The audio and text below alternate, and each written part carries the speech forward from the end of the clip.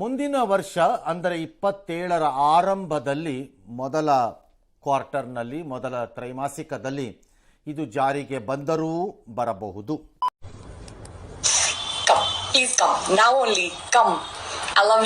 ಬಂದ ಮೇಲೂ ನಮಗೆ ಶ್ರೀಸಾಮಾನ್ಯರಿಗೆ ವಿಪರೀತ ಲಾಭ ಅಂತ ಹೇಳಲಿಕ್ಕಾಗಲ್ಲ, ಒಟ್ಟಾರೆ ದೇಶಕ್ಕೆ ಲಾಭ ಆಗಬಹುದು.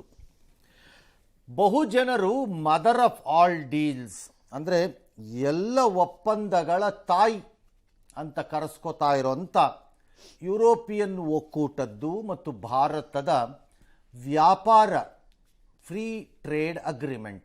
ಕ್ಲಾಪ್ಸ್ ಹೊಡ್ರಿ, ಸುಮ್ಮನೆ ಕೂತಿರಲ್ಲ. 20 ವರ್ಷಗಳಿಂದ ಮಾತುಕತೆಯಲ್ಲಿದ್ದಂತಹ ಈ ಒಪ್ಪಂದಕ್ಕೆ ಇವತ್ತು ಅಪ್ಪ ಮುಕ್ತಿ ಸಿಕ್ಕಿದೆ. ಕಾರಣ ಬೇಕಿದ್ದರೆ ಥ್ಯಾಂಕ್ ಯು ಡೊನಾಲ್ಡ್ ಟ್ರಂಪ್ ಅಂತ ಹೇಳಬಹುದು.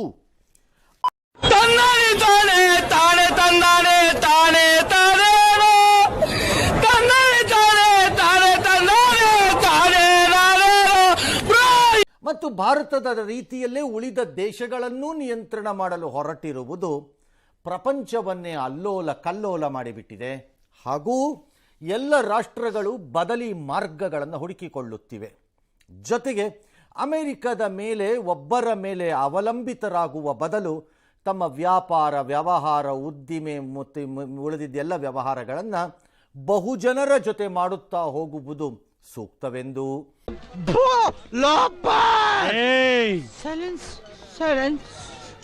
ಏನಕ್ಕೆ ಮದರ್ ಆಫ್ ಆಲ್ ಡೀಲ್ಸ್ ಇದು ಅಂದರೆ ಭಾರತದ ಜನಸಂಖ್ಯೆ ಸುಮಾರು 1.25 ಬಿಲಿಯನ್ ಅಂತ ಇಟ್ಕೊಳ್ಳೋಣ.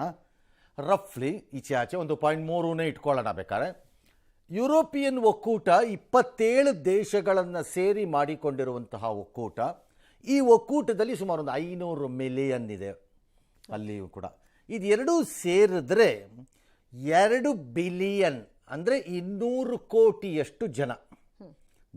ಸಭಾಸ್ಕರಣ ರೋಗಿ ಬಯಸಿದ್ದು ನರ್ಸ್ನ, ಡಾಕ್ಟರ್ ಕಳಿಸಿದ್ದು ನರ್ಸ್ನ ಜನ ಈ ಒಪ್ಪಂದದ ಪರಿವ್ಯಾಪ್ತಿಗೆ ಬಂದು ಕೂತ್ಕೋತಾರೆ. ಇಷ್ಟು ದೊಡ್ಡದಾದ ಪಾಪ್ಯುಲೇಷನ್ ಅಂದರೆ ಜನಸಂಖ್ಯೆ ಇರಬಹುದಾದ ಒಪ್ಪಂದ ಕವರ್ ಮಾಡೋಕ್ಕೆ ಇನ್ಯಾವುದೂ ಇಲ್ಲ ಸದ್ಯಕ್ಕೆ. ಭಾರತ ಚೈನಾ ಮಾಡಿಬಿಟ್ರೆ ಬೇರೆ, ನಾವಿಬ್ರು ಮಾಡ್ಕೊಂಬಿಟ್ರೆ ನಾವಿಬ್ರೆ 3 ಬಿಲಿಯನ್ಗೆ ಹೋಗ್ಬಿಡ್ತೀವಿ. ಜೈ ಜೈ ಜೈ ಅನ್ಕೊಂಡಿಬ್ರು. ಆಮೇಲೆ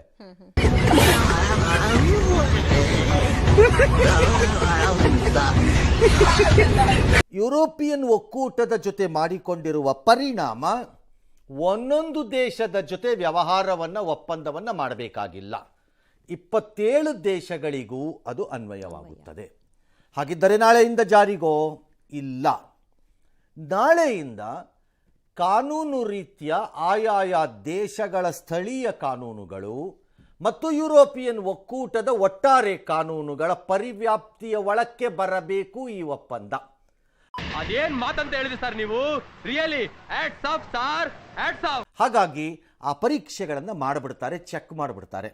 ಮಾಡಿದ ನಂತರ ಯುರೋಪಿಯನ್ ಪಾರ್ಲಿಮೆಂಟ್ ಅಂದರೆ ಯುರೋಪ್ ಒಕ್ಕೂಟದ ಪಾರ್ಲಿಮೆಂಟ್ ಏನಿದೆ ಅದು ಮತ್ತು ಆ ದೇಶಗಳ ಅನುಮತಿ, 27 ದೇಶಗಳದ ಅನುಮತಿ ಮತ್ತು ಭಾರತದ ಸಂಸತ್ತು ಇವರು ಪಾಸ್ ಮಾಡಬೇಕು.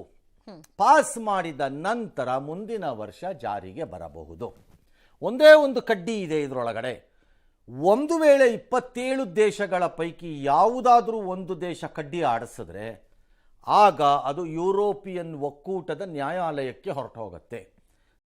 ನನಗೆ ಎಷ್ಟು ಚೀಪ್ ಅನಿಸ್ಬಿಡ್ತು ಅಂದ್ರೆ ನಿಮ್ಮ ಈ ತರದೆಲ್ಲ ಇದರ ನ್ಯಾಯಾಲಯ ಅಲ್ಲಿ ಇತ್ಯರ್ಥವನ್ನ ಮಾಡಬೇಕು. ಇಂತಹದೇ ಇನ್ನೊಂದು ಒಪ್ಪಂದವನ್ನು ಯಾವುದು ಯುರೋಪಿಯನ್ ಒಕ್ಕೂಟ ಮರ್ಕಾರ್ಸರೋ ಯಾರ್ದೋ ಜೊತೆ ಹಾಗೊಂದು ಒಕ್ಕೂಟದ ದೇಶಗಳ ಜೊತೆ ಮಾಡ್ಕೊಂಡಿದ್ದಾರೆ. ಅರ್ಜೆಂಟೀನಾ ಆ ದೇಶಗಳ ಜೊತೆ ಎಲ್ಲ ಮಾಡ್ಕೊಂಡಿದ್ದಾರೆ. ಅದು ಈಗಾಗಲೇ ನ್ಯಾಯಾಲಯಕ್ಕೆ ಹೋಗ್ಬಿಟ್ಟಿದೆ. ಯಾರೋ ಒಬ್ರು ತರಲೆ ಎತ್ತದಂಗಿದೆ. ಅಂದ್ರೆ ಮೆಜಾರಿಟಿ ವೈಸ್ ನೋಡಕ್ಕಾಗಲ್ಲ. ಇಲ್ಲ ಒಬ್ರು ಎತ್ತಿದ್ರು ಹೋಗುತ್ತೆ ಅದು course. That is the charter of the UN. European ಒಕ್ಕೂಟ. ಹಾಗಾಗಿ ಇದಿಷ್ಟು ಒಪ್ಪಂದದ ಕತೆ. See, I am playing a very big intelligent game. ಇದು ನೆಗೆಟಿವ್ ಸೈಡ್. ಪಾಸಿಟಿವ್ ಸೈಡ್ಗೆ ಬರೋಣ. ಇದು ಐತಿಹಾಸಿಕವಾದ ಒಪ್ಪಂದ ಎಂದು ಪ್ರಧಾನಮಂತ್ರಿಯು ಮತ್ತು ಯುರೋಪಿಯನ್ ಒಕ್ಕೂಟದ ಮುಖ್ಯಸ್ಥೆಯಾಗಿರುವ ಉರ್ಸುಲಾ ವ್ಯಾಂಡೇರು ಮತ್ತು ಇವರು ಕಾಸ್ಟಾ ಅವರು ಕೂಡ ಹೇಳಿದ್ರು. ಹಾಗೆ ನೋಡಿದ್ರೆ ಉರ್ಸುಲಾ ಅವರು ಹೇಳಿದ್ದಿದ್ದು ತಮ್ಮ ಭಾಷಣದಲ್ಲಿ ಜಂಟಿ ಭಾಷಣ ಮಾಡುವಾಗ ಹೇಳ್ತಾ ಇದ್ದಿದ್ದವರು ಮಕರ ಸಂಕ್ರಾಂತಿಯನ್ನು, ಆ ನಂತರ ರಥಸಪ್ತಮಿಯ ಪ್ರಸ್ತಾಪವನ್ನು ಮಾಡಿಕೊಂಡ್ರು. ಸೂರ್ಯ ತನ್ನ ಪಥವನ್ನು ಬದಲಿಸುತ್ತಾನೆ, ಹಾಗಾಗಿದೆ ನಮ್ಮದು ಒಪ್ಪಂದ, ಬದಲಿಸಿದೆ ಎಲ್ಲ ಭವಿಷ್ಯಕ್ಕೆ. ಮಕರ ಸಂಕ್ರಾಂತಿ ಹೊಸ ಇದು ನಿಮಗೆ ದಿಕ್ಸೂಚಿ ಅಂತ. ಸೂಚನೆ, ದಿಕ್ಸೂಚಿ ತೋರಿಸ್ತಾ ಇದೆ ನಮಗೆ ಅಂತ ಅದನ್ನೆಲ್ಲ ಹೇಳ್ಬಿಟ್ರು ಮೇಡಮ್ಮು. ಇದಕ್ಕೆಲ್ಲ ಕೇರ್ ಮಾಡಲ್ಲ. ಡೋಂಟ್ ಕೇರ್ ದೆನ್ ವೈ ಕಣ್ಣೀರ್? ಆಂಟೋನಿಯೋ ಕಾಸ್ಟಾ ಭಾಷಣ ಮಾಡ್ತಾ ನಾನು ಯುರೋಪಿಯನ್ ಒಕ್ಕೂಟದ ಅಧ್ಯಕ್ಷ ನಾನು, ಆದರೆ ಅಂದ್ಬಿಟ್ಟು ಹಿಂಗೆ ಒಳಗಡೆಯಿಂದ ಹಿಂಗೆ ತೆಗೆದ್ರು ಒಂದನ್ನು ಹಿಂಗೆ. ಅದು ಭಾರತದ OCI card, overseas citizens of ಇಂಡಿಯಾಗೆ ಒಂದು ಕಾರ್ಡ್ ಕೊಡ್ತೀವಿ ನಮ್ಮಲ್ಲಿ, ಬಂದು ಹೋಗೋಕೆ ಅನುಕೂಲ ಇರಲಿ ಅಂತ. ಅದು ಅವ್ರ ಕಾರ್ಡ್. ಅದು ಯಾಕೆ ಅಂದರೆ ಅವ್ರ ಅಪ್ಪ ಗೋವಾನವರು. ನಿಮ್ದಪ್ಪಯ್ಯ ಅಂತೀನಿ, ದಯವಿಟ್ಟು ಇದನ್ನ ಹೇಳಿಕೆ ಬಿಟ್ಬಿಡಿ ಪ್ಲೀಸ್. ಮೂಲ ಇಲ್ಲಿ, ಅವ್ರ ಮೂಲ ಇಲ್ಲಿ. ಈಗಲೂ ಅವ್ರದ್ದು ಮನೆ ಇದೆಯಂತೆ.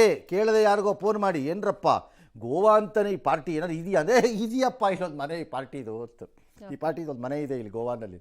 ಸೊ ನನ್ನ ಮೇಲೆ ಆಣೆ ಇಟ್ಟೇಳು, ನನ್ನ ಮೇಲೆ ಆಣೆ ಇಟ್ಟೇಳು. ನಾನು ಇಂಡಿಯನ್ ಕಾರ್ಡ್ ಹೋಲ್ಡರ್, ನನಗೆಷ್ಟು ಹೆಮ್ಮೆ ಆಗ್ತಿರ್ಬೇಕು ಇವತ್ತು ಈ ಒಪ್ಪಂದ ಆಗ್ತಿರೋದು.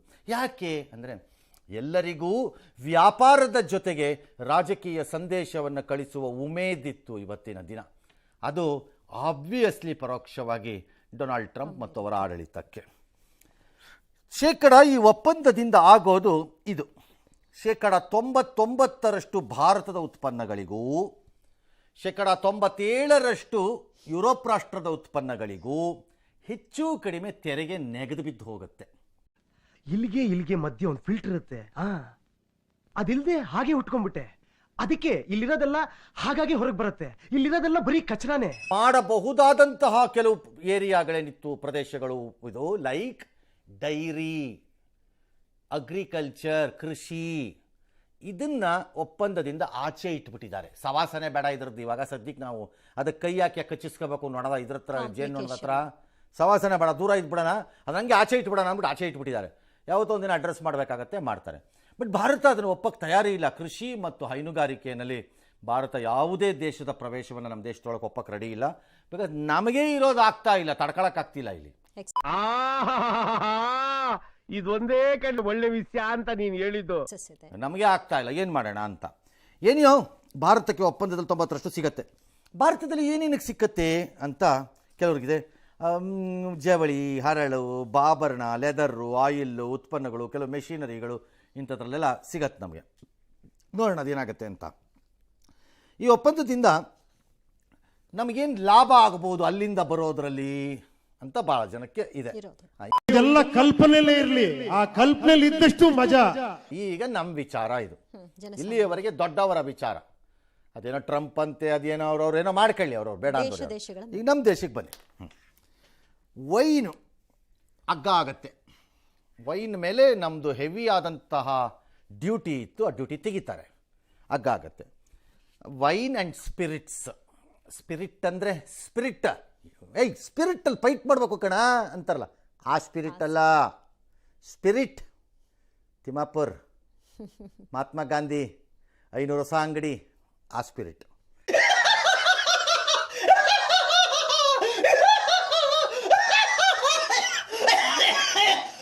ಆ ಸ್ಪಿರಿಟ್ ಏನಿದೆ ಅದು ಇಳಿಯತ್ತೆ. ಹೇಗೆ ಬ್ರಿಟನ್ ಜೊತೆ ಮಾಡಿದಾಗ ಸ್ಕಾಚ್ ಎಲ್ಲ ಇಳಿತಾ ಇದೆಯೋ ಆ ಥರ. ಹಾಗೆ ಸರಿ, ದುಬಾರಿ ಕಾರುಗಳು ಒಂದಿಷ್ಟು ಅಗ್ಗ ಆಗತ್ತೆ. ನಮ್ಮಲ್ಲಿ ಈಗ ದುಬಾರಿ ಕಾರುಗಳ ಮೇಲೆ ಸುಮಾರು 70% 110% ಸುಂಕ ಇತ್ತು ನಮ್ಮಲ್ಲಿ. ಇದೇ ಯುರೋಪಿಯನ್ ಒಕ್ಕೂಟದ ಮೇಲೆ.